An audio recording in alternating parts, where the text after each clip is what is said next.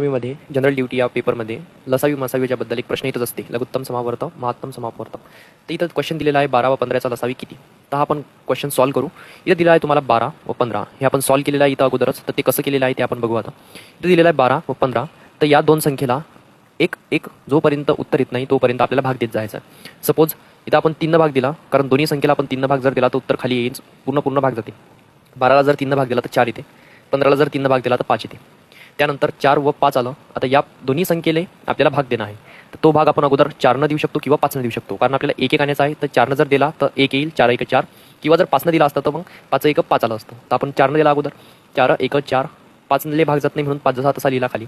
त्यानंतर 1 व 5 पुन्हा आपल्याला भाग देणं आहे, कारण 1 1 आलं पाहिजे. ज्या ठिकाणी 1 आला त्या ठिकाणी 1 लिहून टाकायचा आहे. ज्या ठिकाणी 1 आला नाही त्या ठिकाणी आपण भाग द्यायचा आहे. तर मग 5 1 5 बसला भाग, खाली आला 1 1 झालं. एवढं आपलं काम झालं. त्यानंतर जी 3 संख्या आल्या या तिन्ही संख्येला आपल्याला गुणायचं आहे. 5 5 या तिन्ही संख्येला आपण जर गुणाकार केला तर त्याचं येणार 60. तर याचा लसावी किती आहे? 60. 5 त्रिक 15, 15 चूक 60, किंवा 4 त्रिक 12, 12 गुणिला 5 12 पंच 60, किंवा 5 चूक 20, 20 गुणिला 3 60. त्याचा लसावी किती आहे? 60. म्हणजे 15 व 12 या दोन्ही संख्येनं पूर्णपणे 60ला भाग जाते. सर्वात लहान जे संख्या आहे की जे दोन्ही संख्येनं भाग जाते ते आहे 60. ठीक आहे. जय हिंद.